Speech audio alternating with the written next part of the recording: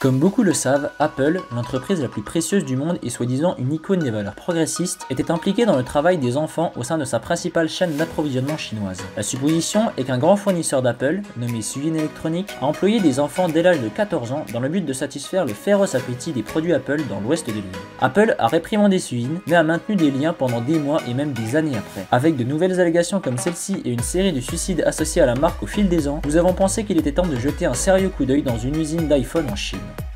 La première chose à comprendre, et la plus importante, c'est que les usines Apple en Chine ne sont pas du tout censées l'être techniquement. À la place, le géant technologique californien sous-traite sa fabrication à une entreprise appelée Foxconn. Celle-ci a été fondée par l'homme d'affaires taïwanais Terry Gou, qui a été surnommé le Donald Trump de Taïwan et dont la richesse serait estimée à 5 milliards d'euros. Foxconn est le plus grand employé de Chine avec environ 1,3 million d'employés en 2018. Elle fabrique des produits électroniques grand public pour diverses sociétés, de Samsung à Dell en passant par HP, mais elle est surtout connue pour sa production de produits Apple et notamment l'iPhone. La moitié des iPhones du monde sont fabriqués dans des usines de Foxconn, à la périphérie de Zhangzhou. Zhangzhou est une ville de 9,5 millions d'habitants de la province de Hunan, historiquement une province pauvre de la République. Zhangzhou désigne souvent l'usine de Foxconn comme la ville de l'iPhone et cette description est assez juste. Aux heures de pointe, environ 350 000 personnes y travaillent, la plupart vivant dans des dortoirs sur le site. Pendant la construction d'un nouvel iPhone, l'usine peut produire jusqu'à un demi-million de portables par jour, soit près de 350 par minute. Dans les environs de l'usine, des entreprises telles que des restaurants, des salons de massage et des magasins de chaussures ont été créés pour soutenir la main-d'œuvre colossale.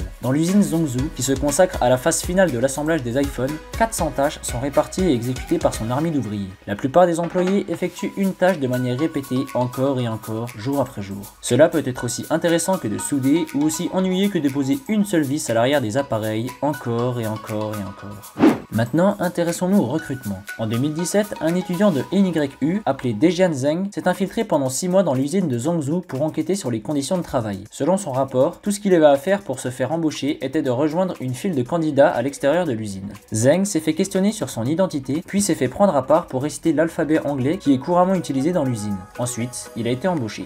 Il a travaillé sur une chaîne de montage avec environ 200 autres recrues. Il a fait de l'assemblage monotone sur plusieurs centaines d'appareils. Il a déclaré que le travail était ennuyeux et fatigant, mais n'a pas signalé d'abus spécifiques au cours de la semaine de 6 jours, si ce n'est qu'un superviseur criait de temps à autre. Sa principale plainte était que les heures supplémentaires étaient présentées comme volontaires, mais qu'elles étaient clairement obligatoires sous peine d'être licencié. Il a été signalé ailleurs que le gouvernement chinois lui-même, venu pour assurer le bon fonctionnement de cette entreprise lucrative, est intervenu pour aider les entreprises à mettre en place un recrutement sans fin. Pendant les mois d'été les plus intenses de la construction, jusqu'à la date traditionnelle de sortie d'iPhone en automne, un opérateur se tenait à la porte de l'usine de Zhangzhou pour clamer en faveur des travailleurs optimistes. La province de Hunan aurait même fixé des quotas pour le nombre de travailleurs que les villages et les villes devraient fournir pour que l'usine fonctionne efficacement. L'équilibre entre les sexes dans l'usine serait à peu près égal et l'âge typique d'un travailleur d'usine se situerait entre 18 et 25 ans, bien que les stagiaires aient souvent à peine 16 ans et que des travailleurs mineurs aient été trouvés sur la chaîne d'approvisionnement Apple. Près d'une douzaine d'enfants de 15 ans ont été découverts en train de travailler dans 3 usines du site. Mais selon un rapport, il n'y a pas de lien indiquant que l'usine de Foxconn était directement impliquée.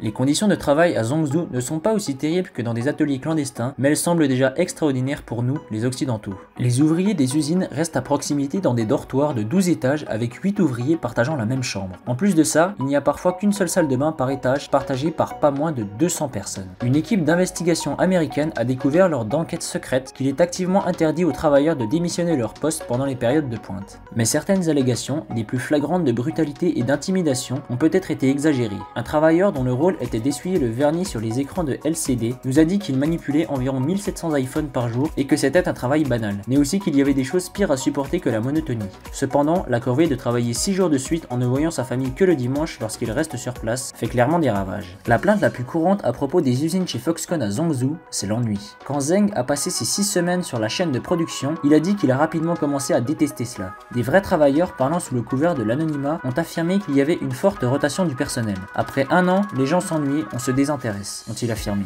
Lorsque cela arrive, ils démissionnent. D'autres travailleurs ont dit que bien que la production d'iPhone ne soit pas exactement leur rêve d'enfant, le niveau de difficulté n'est ni pire ni meilleur que dans les autres usines chinoises où ils avaient travaillé.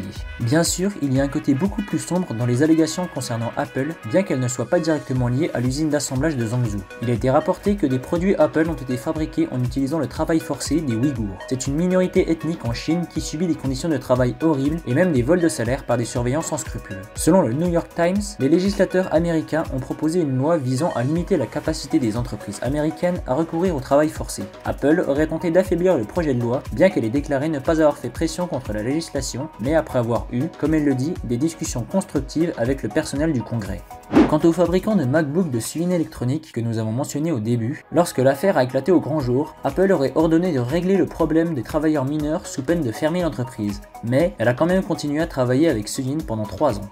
D'anciens membres de la soi-disant équipe de responsabilité des fournisseurs Apple a déclaré aux journalistes que l'incident de Sugin n'était pas isolé et que les profits semblent malheureusement avoir été le mobile dans la prise de décision. Alors quel est le futur d'Apple et de ses méthodes de travail? Comme le niveau de vie en Chine s'améliore inévitablement, le coût de la main-d'œuvre s'améliore aussi et les usines pourraient bien déménager ailleurs. Foxconn s'est récemment retrouvé dans un sacré pétrin pour avoir exagéré ses besoins en termes de personnel afin d'écrémer illicitement les produits de l'entreprise californienne. Ce n'est donc pas toujours une relation agréable entre les deux géants. Le plus pertinent est que l'étudiant infiltré Zeng a observé en 2017 que plusieurs postes de la chaîne de production où il travaillait étaient déjà occupés par des robots connus en interne sous le nom de Foxbot, une tendance qui va sûrement se poursuivre, en espérant simplement que les méthodes de fabrication de ces iPhones soient à la hauteur des grands idéaux de la marque et que les disciples de Steve Jobs puissent avoir un meilleur travail. Que pensez-vous? Est-il justifié pour Apple de conserver ses fournisseurs afin de maintenir une bonne compétitivité?